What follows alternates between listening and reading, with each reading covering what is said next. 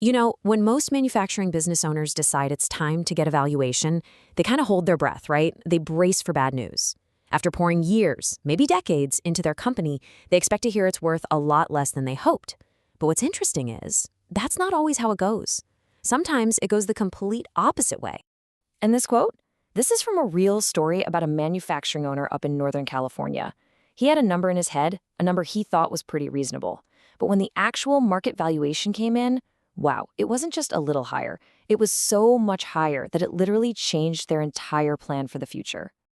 And that story really gets to the heart of it, doesn't it? It brings us to the big question we're tackling today. Why is there such a huge gap between what an owner thinks their business is worth and what a buyer is actually willing to pay for it? Well, the answer usually comes down to a fundamental misunderstanding of what actually creates value in the first place. See, most owners drop anchor on the wrong things. After years of running the business, they get fixated on these metrics that feel so tangible and important to them, but to a potential buyer, they're almost irrelevant. And this slide right here says it all.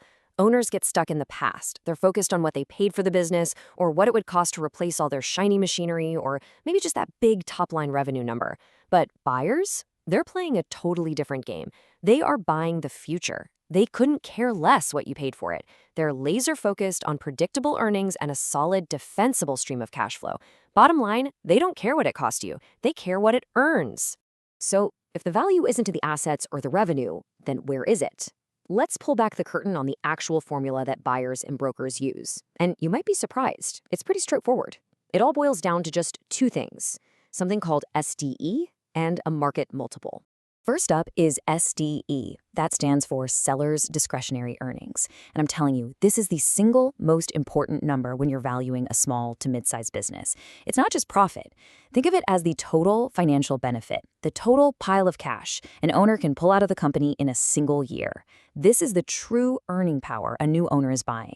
Okay, so how do you even calculate this SDE number? Well, you start with your standard net income from your P&L statement. Then you start adding things back in. Things a new owner wouldn't have to pay, like your salary and your benefits. You also add back any weird one-time expenses. And for manufacturers, step 3 is the big one. You add back depreciation.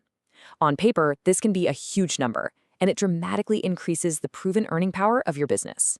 And once you have your SDE, the rest of the formula is just beautiful in its simplicity. You take that SDE number, your true annual earning power, and you multiply it by an industry-specific number called a multiple. And that's it. SDE times the multiple. That equals the market value of your business. So what is this magic multiple? Well, for manufacturing businesses, we've got some great market data from BizBuySell that shows the typical range. It usually falls somewhere between 2.5 and 4 times your SDE. The recent average is sitting right around 3.68. So let's put that into perspective. If your business has an SDE of $200,000, it could be worth anywhere from $500,000 to $800,000. That's a huge range. And this right here really shows why so many owners are so surprised. When you look at the actual data, the median sale price for manufacturing businesses is $740,000. This isn't just theory, this is what the market is actually paying, and it's almost always way higher than an owner's gut feeling. Now, let's build on that because here's the fun part. That multiple we just talked about, it's not fixed, it's not set in stone. It's basically a reflection of risk. A buyer is going to pay a higher multiple, pushing you up towards that 4x range, for a business they see as stable, organized, and just full of opportunity. And they'll offer a lower one for a business that looks risky and chaotic. So what exactly moves that needle? What gets a buyer to pay a premium? Well, it's these things. A diverse customer base, so you're not toast if you lose one big client. Documented processes, so the business isn't just running out of your head. Clean, verifiable financials, of course. And this last one is so important. A business that can run smoothly without you being there 24/7. Every single one of these things reduces risk for a buyer, and that boosts the price. Okay, we have to talk about the elephant in the room. This is the single biggest misconception for manufacturing owners, and it's all about the value of their equipment. So, where does that $1 million in machinery actually fit into the valuation formula? The myth, the number that most owners carry around in their heads, is that the business value is the SDE times the multiple plus the value of all their equipment. They think, hey, you pay me for the cash flow, and then you pay me again for the assets that generate that cash flow. But, and this might be the most important takeaway today, that is not how it works. The reality is, the equipment value is already baked into that multiple. A buyer is purchasing a going concern, a fully operating business. The assets are what make the earnings possible, so their value is already reflected in the price paid for those earnings. You don't get to add it on top. Now, that's not to say your equipment isn't important. It is absolutely critical. But its true role is a little different. A great, well-maintained equipment list gives a buyer confidence. It serves as essential collateral so they can get an SBA loan to buy your company.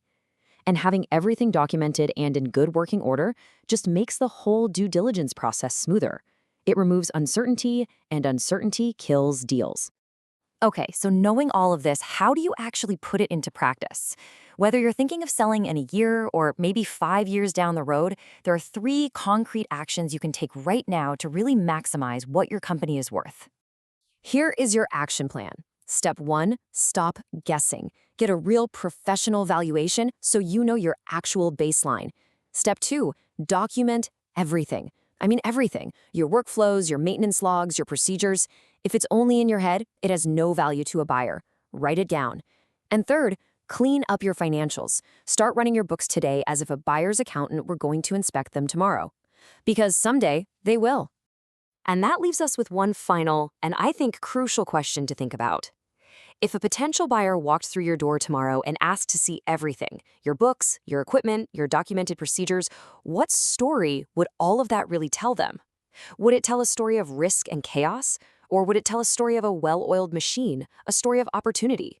Because ultimately, that story is what will determine what your business is worth.